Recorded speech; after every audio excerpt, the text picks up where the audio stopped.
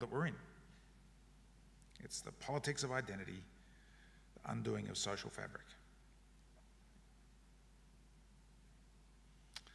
How do you do morality without moralism? Because that's what we're into, repentance, right? It's being a better person. How do you do righteousness without self-righteousness? Now, of course, this is a problem not just for our culture. Oh, no. There's a Christian version of this as well, isn't there? Too often becoming a Christian or becoming a more deliberate, own it for yourself Christian, starts out as real joy of sin forgiven and love experienced and hope as solid and church as thrilling, and you go on in the Christian life and it just seems to get more and more difficult. Some convince themselves that they've succeeded. They've stapled apples to the apple tree. I got this image from an author. It's just so chillingly, oh, golly. We all know that stapling apples to an apple tree is not going to work. It's external. It's fake. They wither because there's no internal connection between the apple and the tree and the sap and the roots. And you staple enough apples to your tree, it looks shiny enough, you decide that you're one of the very few self-disciplined people that manage to sort of avoid all the obvious sins. But it's almost impossible, if that's what you're doing, not to look down on others, to fall into righteousness with self-righteousness, and so not actually righteous at all. This, of course, is what Christians are mostly accused of by the culture. Others, of course, know that stapling fruit to a tree isn't real, and so they lose interest in that game.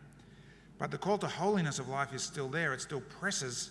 There doesn't seem to be any way forward, and so over time the joy fades and the thrill departs, and being a Christian becomes simply hanging on. Just hang in there. Grim.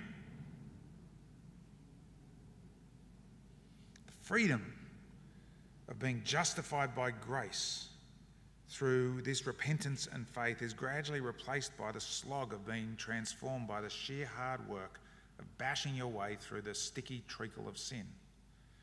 And the harder you try, the less progress you seem to make, and some just give up and say in their hearts, well, it's not going to change, nothing's really going to change, I'm not going to change. And then we have a phrase for it, ready? I'm not perfect, just forgiven. And that's wrong. And the word that's wrong in it is the word just. Oh, the first bit's true enough.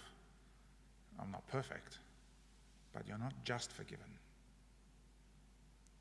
And some even give up on Christ altogether. The heavy burden of trying and failing again and again just overwhelms them, and they say, forget it, I can't do it anymore. And what I'm suggesting is that it's this kind of needle to thread between righteousness without self-righteousness, of moral without moralism, of purity without puritanism, puritanical. It's that thread, that needle rather, that we've got to thread.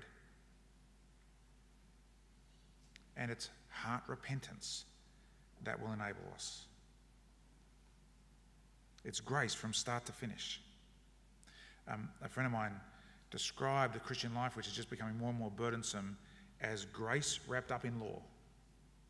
Grace wrapped up in law. It starts out as grace, but then it gets all wrapped up in just slog. And heart repentance is grace from first to last, start to finish. Grace wrapped up in grace. Because it's only this grace that really will change our hearts. It's only this grace that will really give us righteousness without self-righteousness. We can't do away with righteousness. God knows that, of course, and even the culture knows that now. But how do you have righteousness without self-righteousness? And I think Colossians chapter 3 shows us how this works. Because the apostle wants us to be just riveted by Jesus. Listen to how he puts it. So if you've been raised with Christ, the if there really is more a when, right? Because you've been raised with Christ, seek the things that are above, where Christ is, seated at the right hand of God. Set your minds on things that are above, not on the things that are on earth, because you've died. Your life is hidden with Christ in God. And when Christ, who is your life, is revealed, then you also will be revealed with him in glory. This is a wonderful, Colossians 3, 1-3, you print that on the back of your toilet, bathroom door, and just let it marinate for you. It's a beautiful, beautiful passage, a life-defining passage, actually. And I want to highlight just 4 very quick things. First, notice the way that it speaks about our connection to Christ. So it's a given that he died and rose again. Okay, that's clear. Everyone knows that. That's what we know. But Paul takes it a step further and tells us something that we might not know, which is when you entrust yourself to him, you also die and are raised. That his journey, his trajectory, his resume becomes your journey, your trajectory, your resume. What does it mean to die? Obviously you haven't died. Everyone's moving a little bit, so no one's, Here's I think what the Apostle's getting here. He's saying all the things that used to define your life, all the things that used to give meaning to your life, that constituted success or failure in life for you.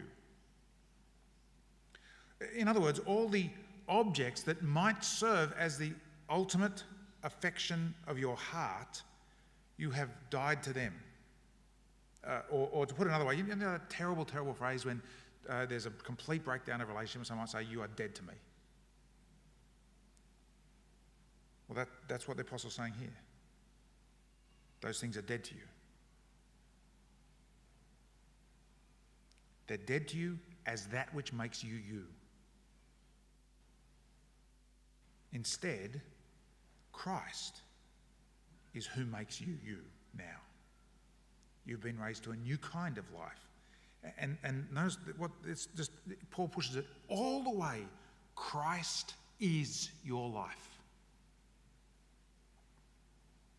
Which leads into a second profound reality. He says, your life is hidden with him, because we know where Christ is. He's at the right hand of the Father. He's ascended.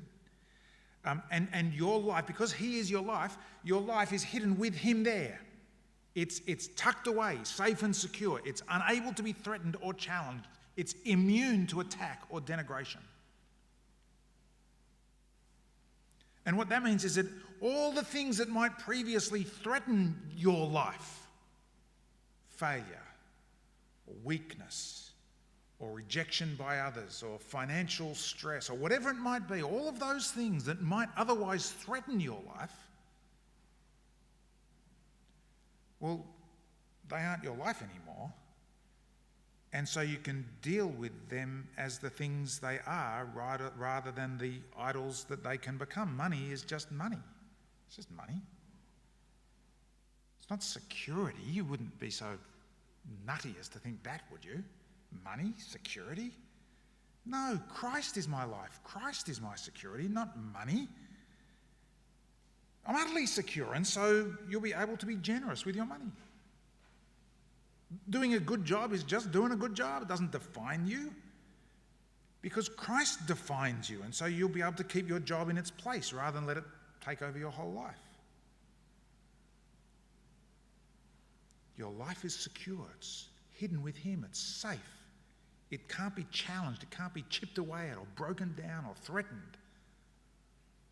Which then leads to the third thing. When Christ appears, the apostle says, when he comes again in glory to judge the living and the dead, then there'll be a, hey presto moment.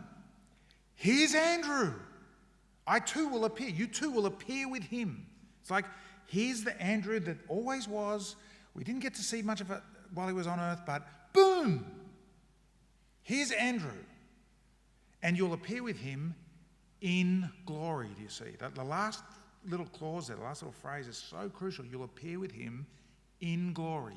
You'll be revealed is literally. It's like there's a veil, and then the whoosh gets taken off, and ta-da! Glory. That's who you are, actually. This is your destiny, to be the glorious version of you that you're created to be, not falling short of the glory of God. You remember that phrase? Not falling short of it, but raised to the full stature of that glory. That's the you that you are. And so Paul has a conclusion. Given that Christ is your life, that Christ is at the right hand of the Father above, and that therefore you're safe with him, what makes all the sense in the world, in fact, the only thing that makes sense actually is to seek the things that are above. That the idea of above here is not geography, but sort of spiritual order. You're there with him. That's where your life is, in him. He is your life. And so what else would you do other than to seek those things, to live them out? The things of God, Christ things, because that's who your life is. That's where your life is.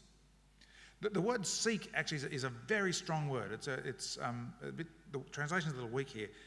Literally, the word, it's something like hunt down. Like the way my dog goes after, its teddy bear. So you throw it away, it goes and runs at it, it skids on the floor, smacks into the wall, it wants that bear. Seek like that, pursue, it's like a heat-seeking missile. Total dedication. It's a heart word, actually, zealotos. To seek with zeal. It's a heart word. It says, set your hearts on the things that are above, all the myriad ways that characterize the life of Christ, his glorious, beautiful holiness. What else would make sense?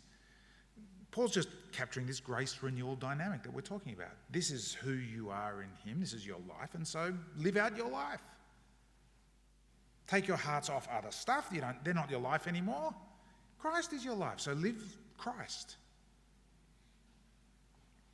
And it's all grace. The death and resurrection of Jesus is all grace. Your inclusion in that, so you too have died and been raised with him, is equally all grace. So let me just draw a little conclusion here. Do you see how the freer the gospel, the more transforming the gospel is?